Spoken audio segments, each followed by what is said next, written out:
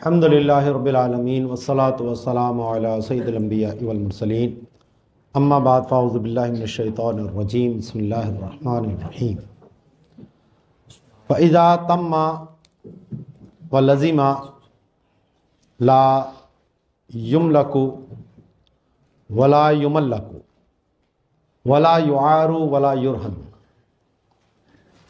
اب جب پیچھے ہم نے پڑھ لیا فقہائے احناف کے مابین جو اختلاف ہے وقف کے لزوم کا اور غیر لزوم کے اعتبار سے، تو اب جب وقف لازم ہو جائے، یعنی امام اعظم کے نزدیک تو وہ 4 صورتوں میں سے کوئی صورت پائی جائے، یا امام محمد کے نزدیک وہ قبضے اور احراز کی شرط پائی جائے، اور امام ابو یوسف کے نزدیک محض قول سے ہی وقف لازم ہو جاتا۔ تو یعنی جس کے نزدیک جیسے بھی وقف لازم ہو رہا ہے، تو جب وقف لازم ہوگا تو اس کا مطلب یہ ہے کہ وہ واقف کی ملکیت سے نکل گیا اور خالص اللہ کی ملکیت میں چلا گیا۔ اب دنیاوی اعتبار سے اس کا کوئی مالک نہیں ہوتا، تو اسی لیے اس پر کسی قسم کا مالکانہ تصرف بھی نہیں کیا جا سکتا۔ اسی کی تفصیل کو یہاں پر بیان کر رہے ہیں کہ جب وقف تام ہو جائے اور لازم ہو جائے، تو تام اور لازم ہونے کا مطلب ہی یہ ہے کہ وہ واقف کی ملکیت سے نکل گیا ہے۔ تو اب لا یملک، وہ کسی کی ملکیت میں نہیں ہوتا، دنیاوی طور پر اس کا کوئی مالک نہیں ہوتا، ولا یملک، اس کی تملیک بھی نہیں کی جا سکتی، کسی کو اس کا مالک بھی نہیں بنایا جا سکتا۔ اس میں ایک استثناء ہے کہ اگر استبدال وقف کی شرط لگائی ہو تو اس صورت میں تملیک ہوتی ہے۔ استبدال وقف کیا ہے کہ اگر واقف نے یہ شرط لگائی ہو کہ متولی کو یہ وقف بیچ کر اور اس کے پیسوں سے دوسری جگہ خریدنے کا اختیار ہے، یا اس جگہ کو دوسری جگہ سے تبادلہ کرنے کا اختیار ہے، تو اس کو پھر یہ استبدال وقف کرنا جائز ہوگا۔ یا آگے آ رہا ہے کہ وقف اگر قابل استعمال نہ رہے تو اس میں پھر امام محمد کا اور امام اعظم کا اختلاف وہاں پر بھی آگے آئے گا۔ تو اگر اس طرح کی جو استثنائی صورتیں ہیں ان کا حکم جدا ہے، لیکن جو عمومی معاملات ہیں اس میں یہی ہے کہ نہ اس کا کوئی مالک ہوتا ہے اور نہ اس کی تملیک کی جا سکتی ہے۔ ولا یعار، تو ظاہر ہے کہ جب اس کا کوئی مالک نہیں ہے تو یہ عاریتاً بھی کسی کو نہیں دیا جا سکتا۔ جیسے وقف کی جگہ تھی مسجد کی یا مدرسے کی، اور وہ کوئی کسی کو کہے اچھا جی آ کر تم رہ لو، اچھا جی تم فلاں کام کر لو، تو عاریت کا مطلب ہی یہ ہے کہ بغیر اجرت کے اس کے منافع حاصل کرنے کا اسے اختیار دینا۔ تو یہ انسان اپنی ملکیت میں کر سکتا ہے، وقف کا وہ مالک نہیں ہوتا چاہے متولی ہی کیوں نہ ہو۔ تو بعض متولی صاحبان جو اس طرح کے تصرفات کرتے ہیں کہ خالی جگہ پڑی ہے مسجد کی، اچھا جی تم یہ کام کر لو، یہ کر لو، جس کا وقف کے مصالح سے کوئی تعلق نہیں ہوتا، تو ان کو اس کا کوئی اختیار نہیں ہے، کیونکہ وہ اس کے مالک نہیں ہے، صرف منتظم ہے، اور وقف کے مفاد میں ہی کام کرنا ان کے ذمے پر لازم ہوتا ہے۔ اس سے ہٹ کر وہ کام کریں گے تو ضامن ہوں گے۔ اور پیچھے بھی میں نے آپ کو بتایا تھا کہ وقف کے منافع مضمون ہوتے ہیں، اگر جان بوجھ کر کوئی ضائع کرے یا انجانے میں بھی کوئی ضائع کرے یا استعمال کرے تو اس پر اس کی اجرت مثل دینا لازم آتی ہے۔ اس میں بھی ایک استثناء یہ ہے کہ اگر وقف کسی کی رہائش کے لیے وقف کیا گیا ہے، سکنا کے لیے، مثلا کسی نے اپنی اولاد کے رہنے کے لیے وقف کیا، تو اب یہ جو موقوف علیہ ہے یہ اپنی جگہ کسی کو یہاں پر رہنے کی اجازت دے سکتا ہے، کیونکہ اس کو رہنے کا اختیار ہے، مالک تو نہیں ہے اس کا، لیکن وہ منفعت اس کے لیے ہے، تو وہ اپنی منفعت جو ہے وہ کسی دوسرے کو اس طور پر دے سکتا ہے کہ اس کی جگہ پر وہ رہیں گے۔ لیکن اگر وقف کرائے کے لیے ہے اور اس کا کرایہ اس کو دیا جائے گا تو اس صورت میں کسی کو رہنے کے لیے نہیں دے سکتا، کیونکہ اب اس کا حق جو ہے وہ کرائے میں ہے، اجرت میں ہے، سکنا میں نہیں ہے۔ تو ولا یعارو کے اندر یہ ایک استثناء موجود ہے۔ ولا یرہن، وقف رہن نہیں رکھوایا جا سکتا، کیونکہ رہن کا مقصود ہی یہ ہے کہ اگر قرضے کی ادائیگی، دین کی ادائیگی ممکن نہ رہے تو اس شے مرہونہ کے ذریعے وہ اپنا دین یا قرضہ وصول کر لے۔ تو ظاہر سی بات ہے کہ اس میں بھی بیع کا معاملہ بنے گا، تملیک کا معاملہ بنے گا۔ تو جب وقف کا کوئی مالک ہی نہیں ہے اور اس کی تملیک بھی نہیں ہو سکتی تو پھر اس کو رہن بھی نہیں رکھوایا جا سکتا۔ آگے فرماتے ہیں فَبَطَلَ شرط واقف الکتب الرہنہ کما فی التدبیر۔ اب یہ اشباہ والنظائر میں انہوں نے یہ ایک بات اٹھائی تھی کہ بعض کتب خانوں میں، لائبریری میں واقف یہ شرط لگاتا ہے کہ جناب یہ کتاب لائبریری میں رکھی جائے گی اور یہاں سے اگر کوئی کتاب لے کر جانا چاہتا ہے تو وہ کوئی چیز رہن رکھوائے گا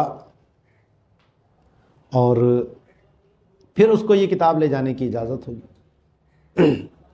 جیسے بعض جگہوں پر شناختی کارڈ رکھ لیتے ہیں اوریجنل، بعض جگہوں پر پیسے رکھتے ہیں، اس طرح کی چیزیں ہوتی ہیں نا۔ تو اب اس شرط کی کیا حیثیت ہے؟ اب شارح نے اس کو متفرع کیا ولا یرہنو کے اوپر، تو یہ اس پر متفرع نہیں ہوتی، کیونکہ متن میں جو بات کی گئی ہے وہ وقف کو رہن رکھوانے کی ہے، اور یہ جو مسئلہ ہے یہ وقف کے بدلے کسی چیز کو رہن رکھنے کی ہے۔ کتاب کو رہن نہیں رکھا جا رہا، بلکہ کتاب کے بدلے میں کوئی چیز رہن رکھوائی جا رہی ہے، تو شے مرہونہ وقف نہیں بن رہا، بلکہ اس کے عوض میں وہ رکھا جا رہا ہے۔ اب یہ کرنا کیسا ہے؟ تو اب اس میں دو صورتیں بنتی ہیں۔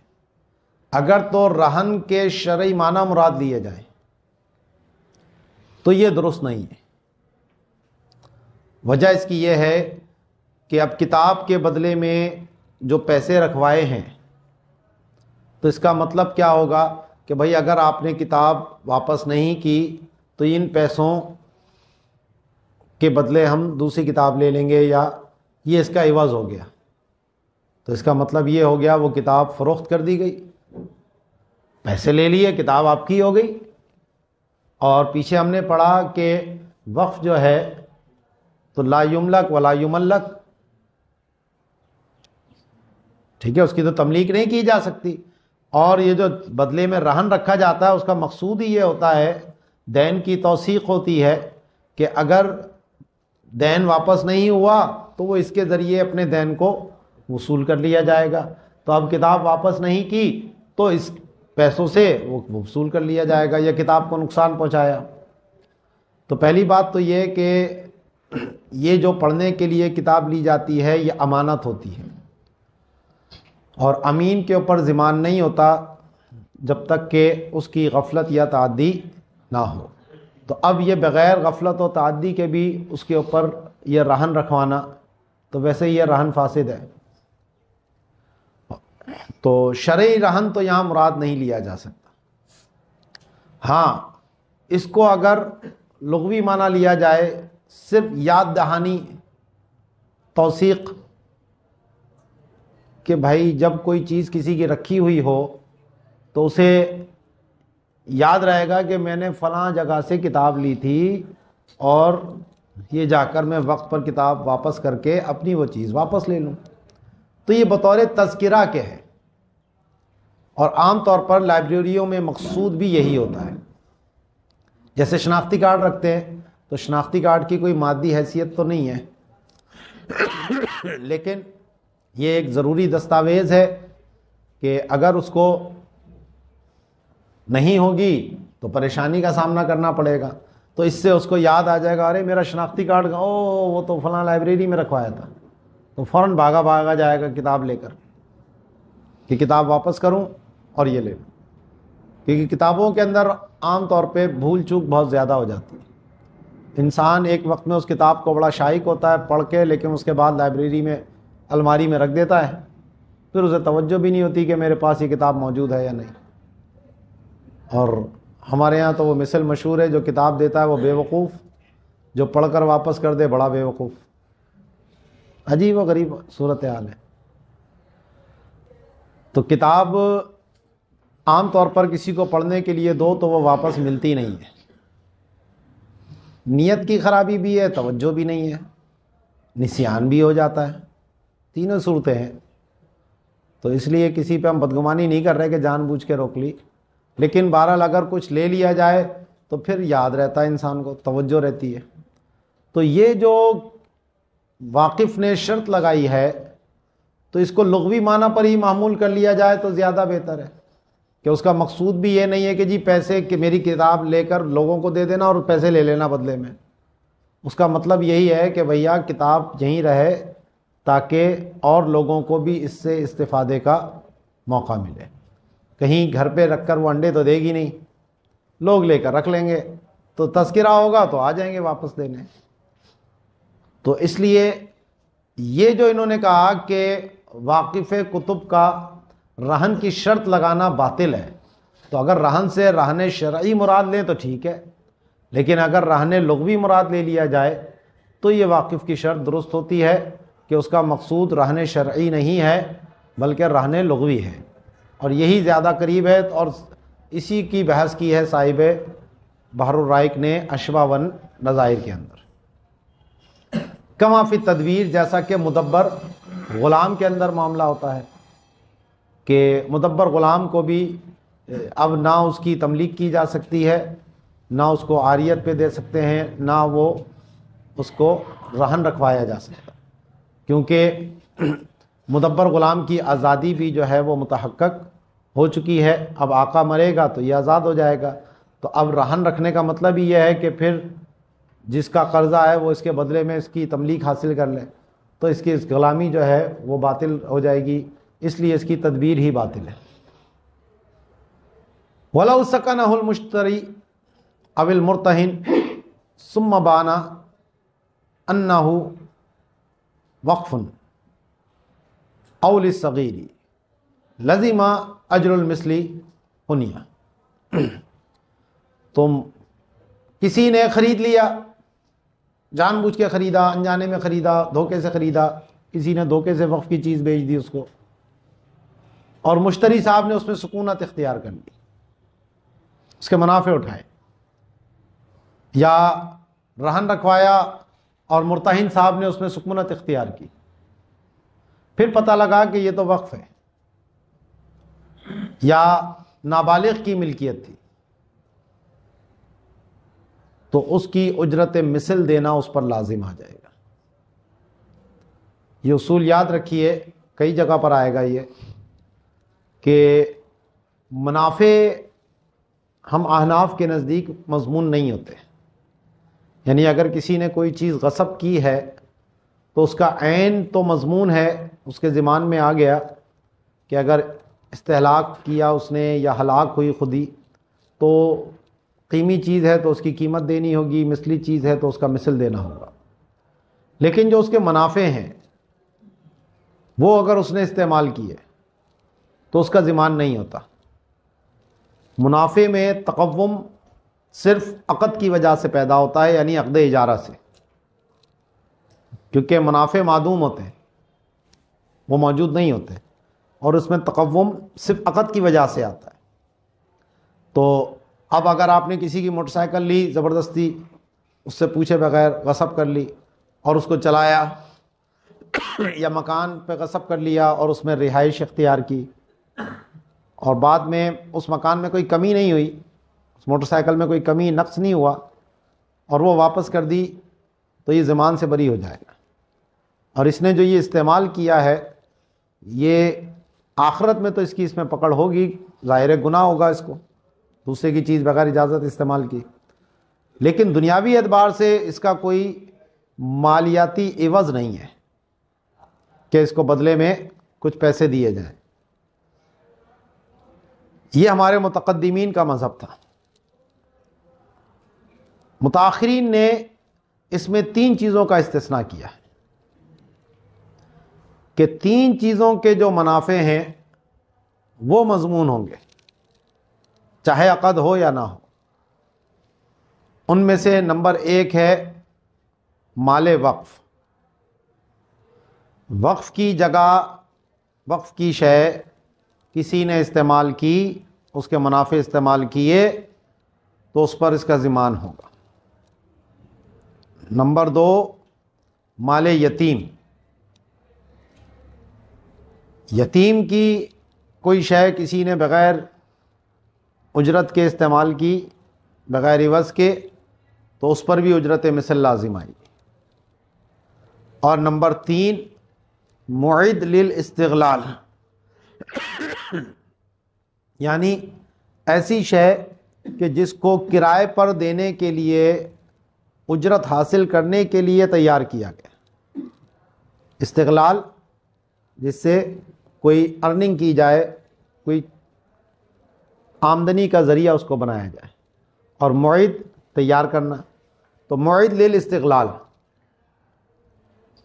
جیسے ڈیکوریشن کا سامان ہوتا ہے کرائے پر دینے کے لیے، تو آپ نے 1 دن کے لیے کرائے پہ لی، اس کے بعد اس کو اپنے گھر میں ہی رکھ لیا، واپس ہی نہیں کی، تو یہ جتنے دن آپ نے اس کو رکھا اپنے پاس، ان سب کا کرایہ آپ پر لازم آئے گا۔ آپ کہ جی ہم نے تو رکھی ہوئی تھی، تو بھائی کیوں رکھی ہوئی تھی؟ اس نے تو اس کو رکھا ہی کرائے پر دینے کے لیے، تو جب آپ 1 دن کے لیے لے کر گئے تھے تو 1 دن بعد واپس کریں اس کو، ٹھیک ہے نا؟ تو یہ 3 صورتیں ہیں، نمبر 1 مال یتیم وقف، نمبر 2 مال یتیم، اور نمبر 3 معد للاستغلال۔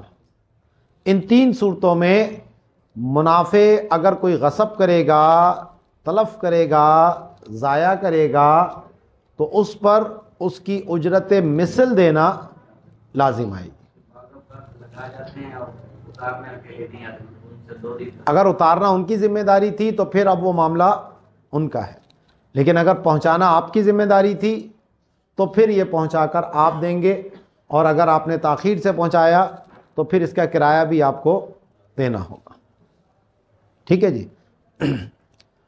ولا یقسم بل یتہیئون الا عندہما فیقسم المشاع وبه افتى قاری الہدایہ وغیرہ اذا كانت القسمة بین الواقف وشریکہ المالک او الواقف الآخر او ناظرہ ان اختلفت جہت وقفہما قاری الہدایہ۔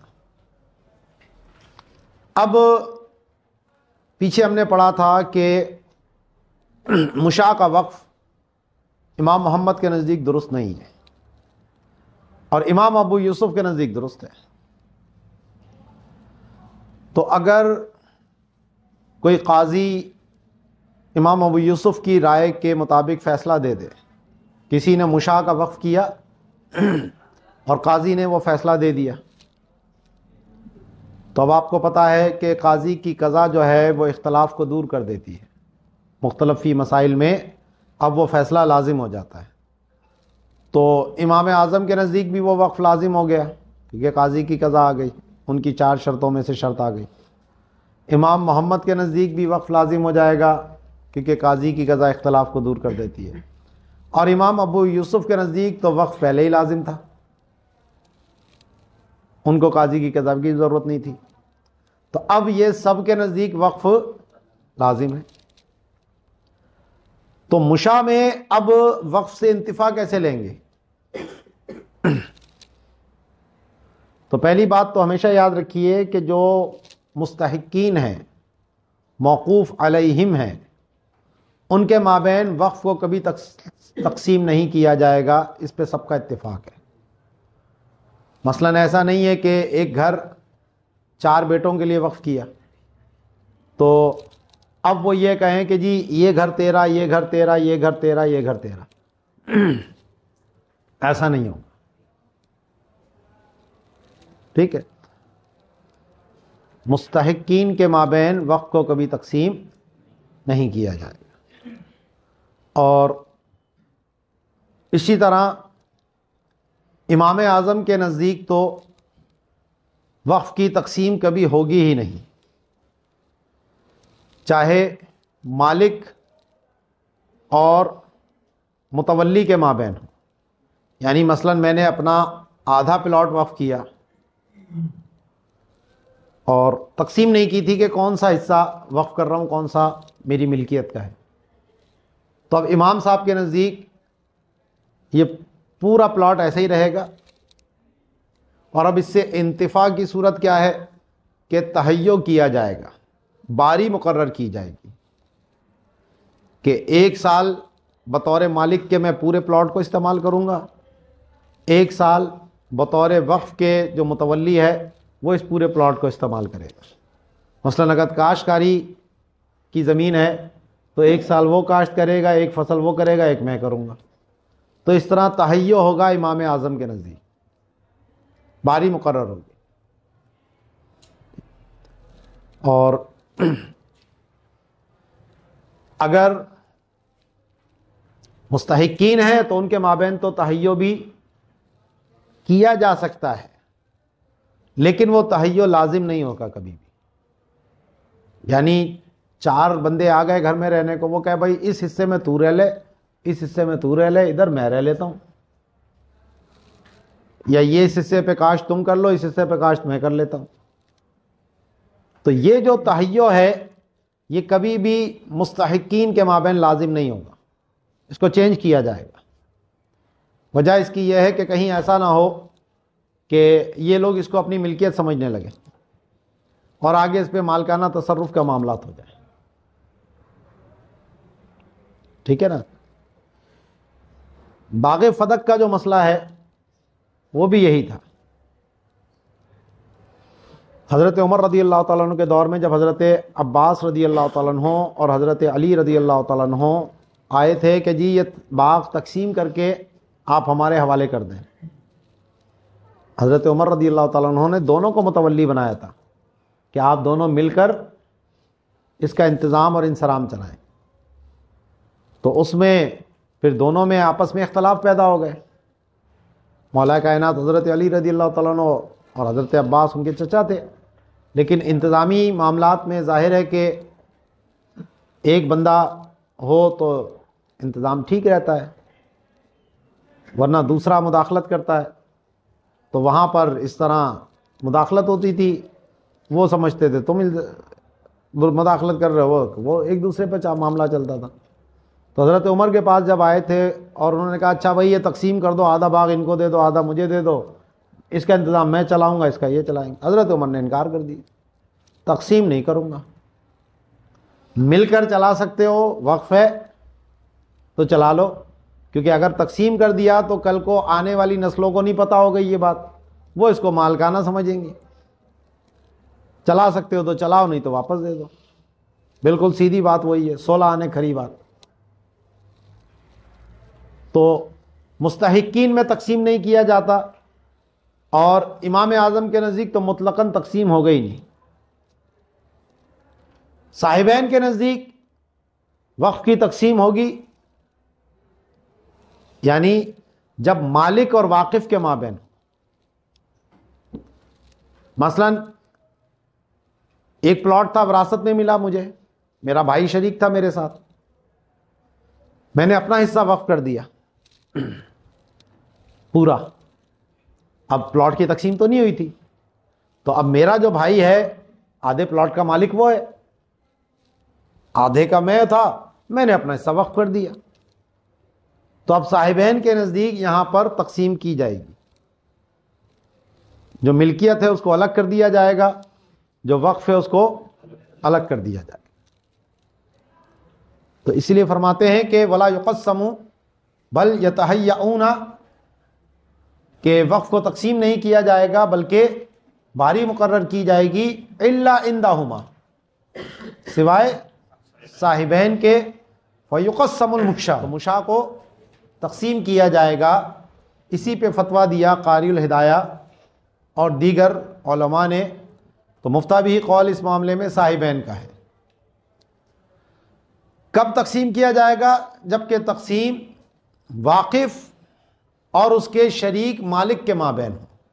جیسے میں نے یہ مثال دی آپ کو کہ میں اور میرا بھائی، ٹھیک ہے. اب الواقف الآخر، یا میں نے بھی وقف کیا، میرے بھائی نے بھی اپنا پلاٹ وقف کیا حصہ، تو اب بھی تقسیم کی جائے گی.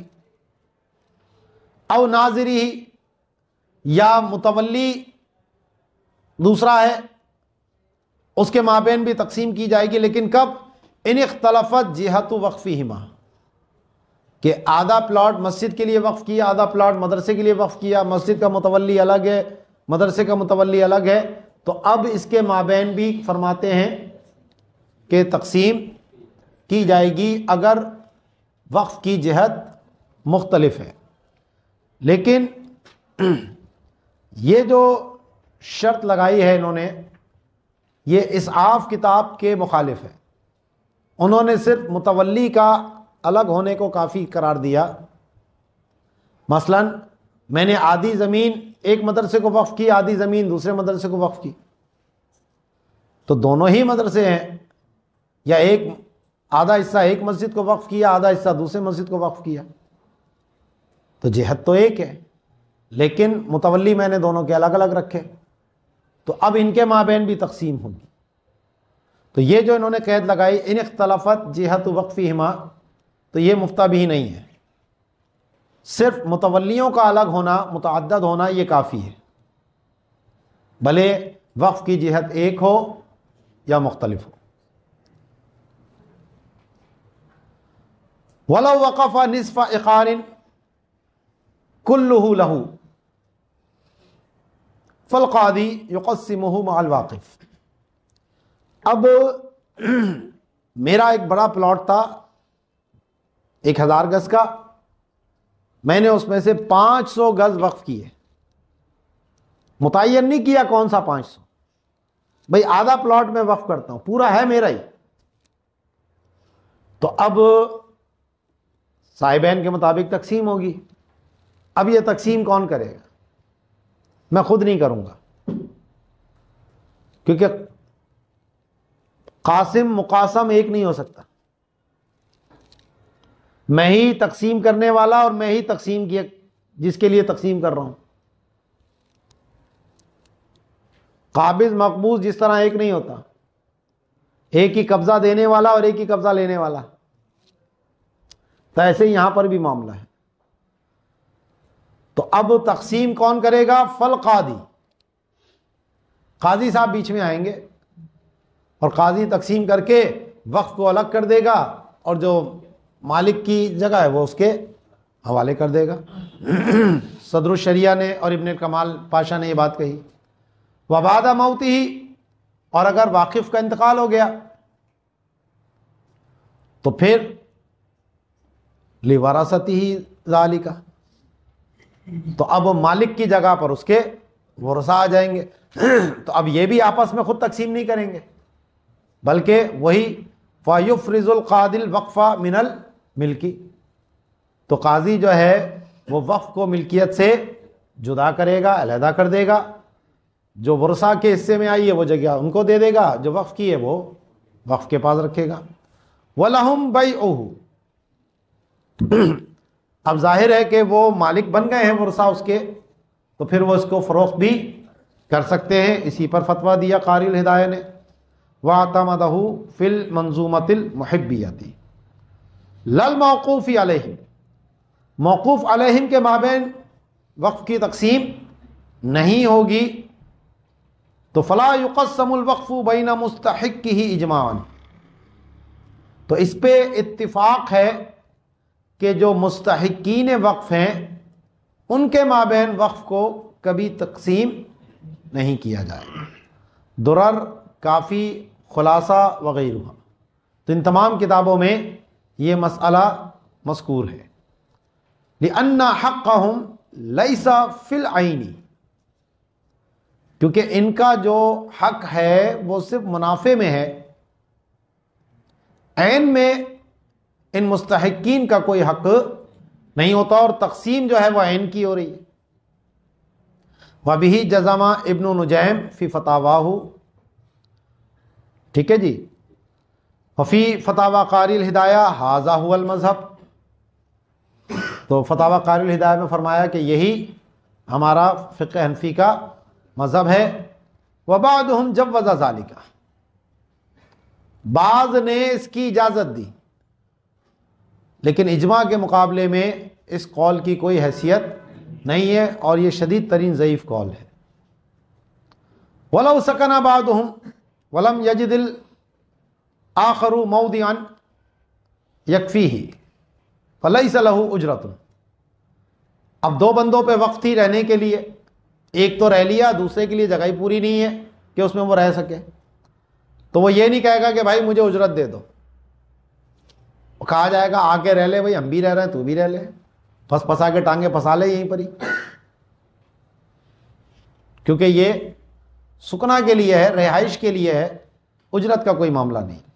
وَلَا لَهُ أَن يَقُولَ أَنَا أَسْتَعْمِلُ بِقَدْرَ مَا اسْتَعْمَلْتَ، اور یہ بھی نہیں ہوگا اس کو اختیار کہ وہ یہ کہے کہ جتنا تو نے استعمال کیا اتنا میں استعمال کر لوں، کیونکہ وقف کے لیے تھی ہے. اور اگر یہ بات شریکوں کے مابین بھی ہوتی تو بھی یہ کرنے کا اسے اختیار نہیں تھا. یعنی دو بھائی تھے، جیسے وراثت کا مکان ہوتا ہے، بھئی ایک رہ رہا ہے، دوسرا کہے اچھا اب تو نکل، اب اتنا میں رہوں گا. کیوں؟ لِأَنَّ الْمُحَایَاةَ إِنَّمَا تَكُونُ بَعْدَ الْخُصُومَةِ، یہ باری مقرر کرنے کا حکم جھگڑے کے بعد کا ہے، دعوے کے بعد کا ہے. اگر باپ کا انتقال ہوا، باپ کی زندگی میں ایک بیٹا رہ رہا تھا، اس کے انتقال کے بعد بھی وہی رہ رہا، کسی نے کچھ کہا ہی نہیں، 10 سال گزر گئے، اب کہتے ہیں اب تو نکل 10 سال ہم رہیں گے. نہیں جناب، اب سے شروع ہوگی کہانی. اگر محایات بھی کرنی ہے تو اب سے شروع ہوگی، پیچھے والا معاملہ ختم. سمجھ آئی بات؟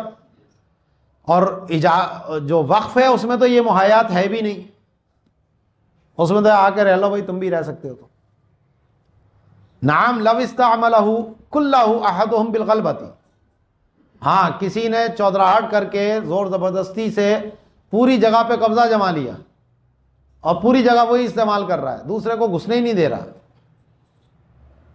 بلا اذن الاخر، تو لزمہ اجر حصۃ شریکی، تو اب ایسی صورت میں اس پر اپنے شریک کے حصے کی بقدر اجرت لازم آئے گی. کیوں؟ کیونکہ اب یہ غصب ہے، اور پیچھے آپ کو بتایا کہ وقف کے منافع کوئی غصب کرے گا تو اس پر اجرت مثل لازم آئے گی. وَلَوْ وَقْفًا عَلَىٰ سُكْنَاهُمَا، اگرچہ وہ جگہ دونوں کے رہائش کے لیے ہی وقف تھی، لیکن اس کو نہیں رہنے دے رہا، اس کو گھسنے ہی نہیں دے رہا، خود ساری جگہ پہ قبضہ جما لیا، تو اب یہ اس کے حصے کا وقف پہ اس نے غصب کیا ہے، اور جب غصب کیا ہے تو اجرت اس پہ لازم آئے گی. بخلاف الملک المشترکی ولو معدا للاجارۃ قنیا، ہاں اگر مشترک جگہ تھی اور ایک بندہ دوسرے کی جگہ پر بھی رہ رہا ہے اس سے پوچھے بغیر، تو یہاں اجرت لازم نہیں آتی، کیونکہ اس صورت میں ملکیت کا شبہ موجود ہوتا ہے اور ملکیت کی تعویل پر وہ رہ رہا ہوتا ہے، تو اس وجہ سے وقف اور شرکت میں یہاں پر فرق ہے. اور اگرچہ وہ جگہ معد للاستقلال ہی کیوں نہ ہو، یعنی کرائے پر دینے کے لیے ہی، جیسے دکان تھی اور دو بھائیوں میں مشترک تھی، وہ پوری دکان پہ اسی پہ کاروبار وہ کرتا رہا. اب دکان رکھی تھی ابا نے کرائے پہ چلانے کے لیے، لیکن ایک نے اپنا کاروبار شروع کر دیا وہاں پر، تو اب دوسرے کے حصے کی اجرت اس پر لازم نہیں آئے گی. قلت ولو بعضه ملک وبعضه وقف، کہ بعض حصہ وقف ہے اور بعض حصہ ملکیت ہے، تو اس کا کیا حکم ہوگا؟ تو یاتی فی الغصب، تو یہ مسئلہ غصب میں آ رہا ہے، اور وہ یہی آئے گا کہ جناب وقف کی جگہ جتنے حصہ وقف ہے اگر اس کے منافع کسی نے استعمال کیے ہیں تو اس کا اوپر اس کی اجرت مثل لازم آئے گی. یہ بات کنفرم ہے. ٹھیک ہے جی. باقی اگلا درس جو ہے ہمارا مسجد کا وقف کیسے لازم ہوتا ہے، اس کی کیا شرائط ہیں، اس پہ انشاءاللہ اگلے درس میں گفتگو کریں گے.